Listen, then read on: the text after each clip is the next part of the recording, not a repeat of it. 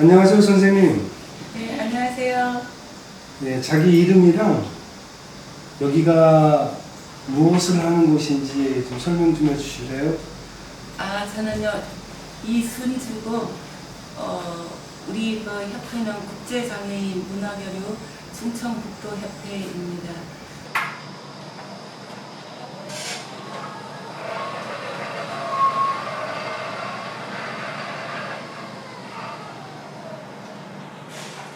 선생님, 그 앞에 네. 놓인 그 책에 대해서 좀 설명 좀 해주실래요? 이 책은 제가 몇 년 전에, 우리 그 충북협회 국제장애인 문화교류협회를 맡으면서 장애인들 중에 글을 모르는 분들이 참 많이 계셨어요.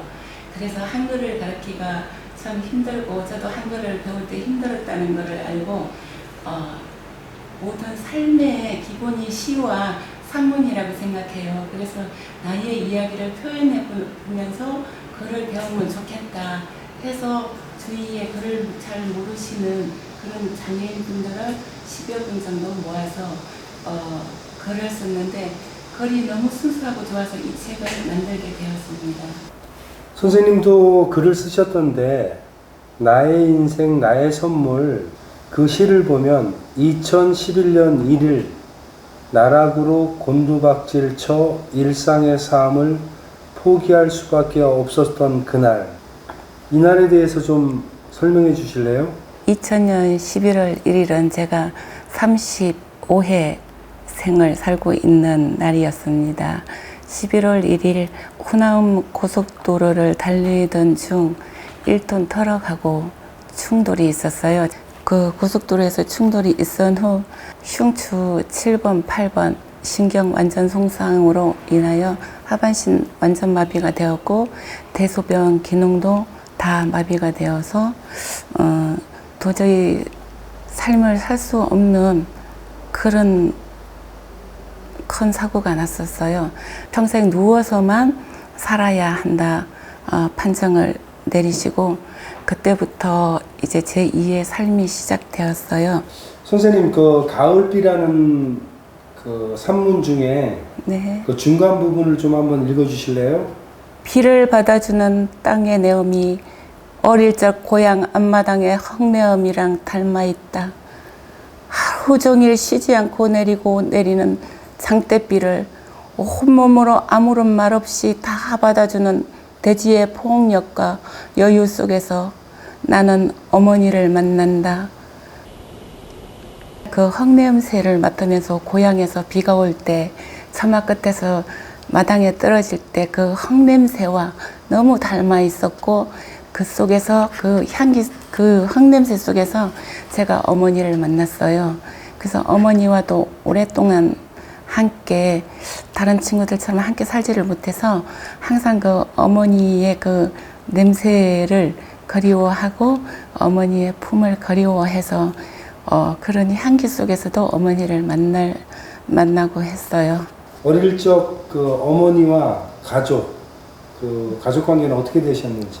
지리산 자락 그 경남 거창에서 아주 산골에서 태어났는데요. 저희 할머니와 어머니, 아버지 그리고 여동생 하나, 남동생 하나 그 속에 제가 장녀로 태어났습니다. 아버지는 지병으로 인하여 제가 9살 때 돌아가셨어요. 그리고 어머니가 생활을 꾸려서 자녀들을 공부시키면서 시어머니랑 이렇게 모시고 살았어요. 그래서 제가 일찍 격지에 나올 수밖에 없었는데 일찌감치 집을 나와가지고 살 수밖에 없었다고 그러는데 그때 얘기 좀 해주세요. 어머니 혼자 벌어서 우리 5 식구가 살기에는 경제적으로 많이 부족한 면이 많았어요. 그래서 일찍 사회에 뛰어들어서 직장 생활을 하였고 사회복지사로서 지금 이렇게 생활을 하고 있습니다.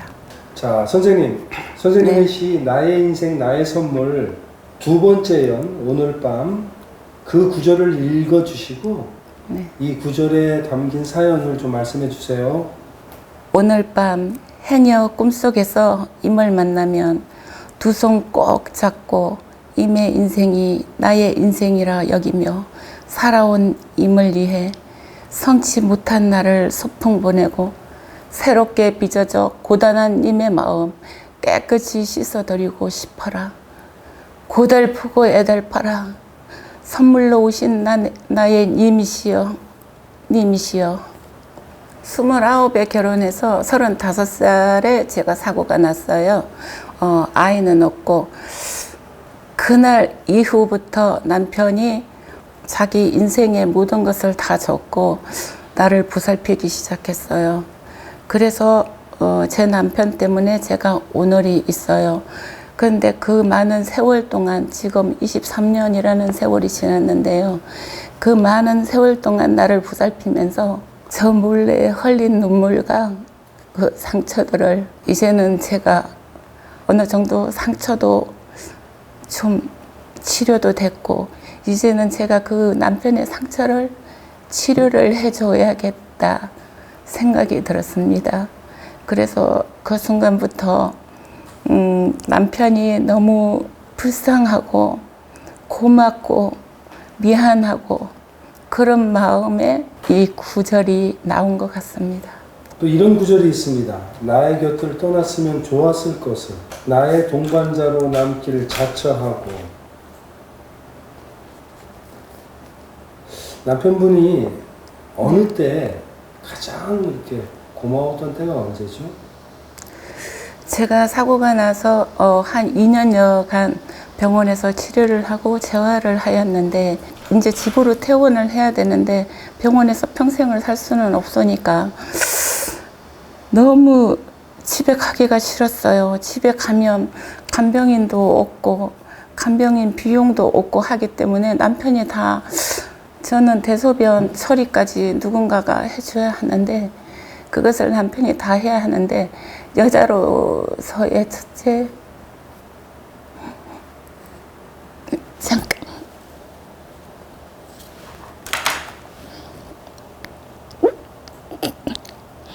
그 수치심은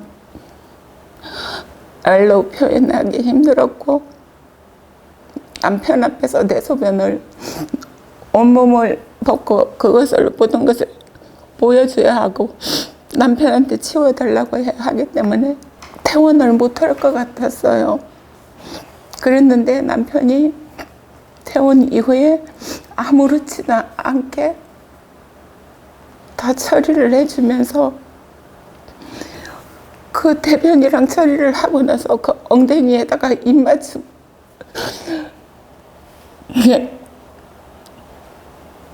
해주면서 나는 아무렇지도 않아.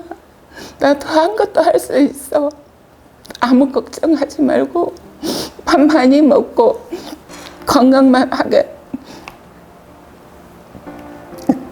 하면 된다고 하면서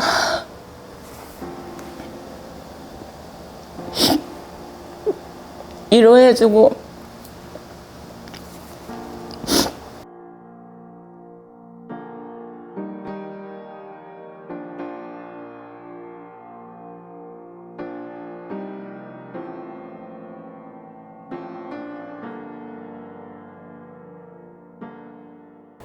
장애인과 비장애는 무엇이죠? 제가 장애인이 되고 나서 이 삶을 살다가 보니까 사랑하고 싶고 사랑받고 싶고 똑같은 존재라는 것을 알았어요. 그래서 장애인의 삶이나 비장애인의 삶이 하나도 다른 게 없었어요. 제가 오히려 장애인의 삶을 살게 되면서 더 많은 것을 얻었다고 생각해요. 사랑이라는 큰 테두리를 배운 것 같아요. 그래서 그 속에서 지금 나도 사랑을 나누고 사랑을 받다가 보니 행복한 삶이 되었어요. 완전체가 된 것 같아요. 선생님의 산문 중에서 네. 제가 정말로 재밌게 읽었던 부분입니다. 글도 아주 잘 쓰셨고 우산이 하나 남아서 이 글귀가 제가 생각할 때는 장애인과 비장애인이 굳이 나눌 필요 없고 일상을 서로 인간답게 나누면 되지 않는가 그런 생각을 해봤거든요. 한번 네. 그 구절을 한번 읽어주실래요? 네. 어느 가게 처마 밑에서 비를 피하며 오도가도 못하고 비가 그쳐 주기만 기다리고 있을 때였습니다. 그때 우산을 쓰고 지나가는 젊은 커플이 있었는데 조금 있다 다시 우리가 있는 곳으로 다가오더니 상표가 그대로 붙어 있는 우산을 들고 와서 우리 우산이 하나 남아서 드리고 싶어요 라며 건네준다. 좀 전 이곳을 지나갈 때 우산 하나로 둘이 쓰고 가는 것을 분명히 보았는데 이게 무슨 일인가? 길 건너 마트에서 사가지고 온 것이 틀림없다. 선생님의 산문 중에 특별한 외출 부분 네. 정말 제 생각에는 어떤 경험을 했길래 선생님께서 노래라는 새로운 세상으로 발을 디뎠는지 좀 말씀해 주실래요? 우연치 않게 대한민국 휠체어 합창단 정기 연주회에 초대를 받았어요. 저도 장애인이지만 장애인 합창단이 뭐 실력이 그렇고 그렇겠지 하고 갔는데 너무 감동을 받았어요. 저의 그 생각과 저의 상상을 완전히 무너뜨리고 깨고 온몸에 천율이 일어나는 그 공연을 봤어요. 한번 그 책 구절 좀 한번 읽어봐 주실래요? TV나 유튜브로 듣다가 라이브로 들으니 내 온몸에 진동이 일어나고 함께 노래를 하는 것 같다. 몇 곡의 합창이 지나가고 휠체어 장애인 합창단 단원 중 테너를 맡고 있는 이밀주, 신인교 두 분이 듀엣곡으로 거위의 꿈을 부르고 있다. 남자들이 높은 고음과 긴 호흡으로 부르는 소리가 이렇게도 아름다울 수 있다는 것 처음 알았다. 나도 해보고 싶다는 마음이 강하게 일어난다. 엄마 가슴 그늘에 굴 따르가면 애기는 혼자 남아 집을 보다가. 선생님 마지막으로 하고 싶은 말. 이 책을 내면서 제목을 제가 붙였어요. 다른 삶, 그러나 같은 삶.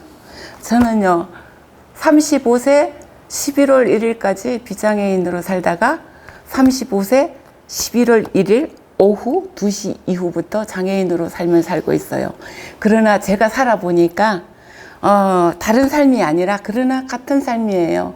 여러분 희망을 잃지 마시고 지금 사고를 당하셨거나 어려운 시기에 계시는 소상공인 분들 모두 다 힘내시고 화이팅 하십시오. 여러분 희망과 새로운 삶과 행복한 삶을 위해서 여러분 화이팅!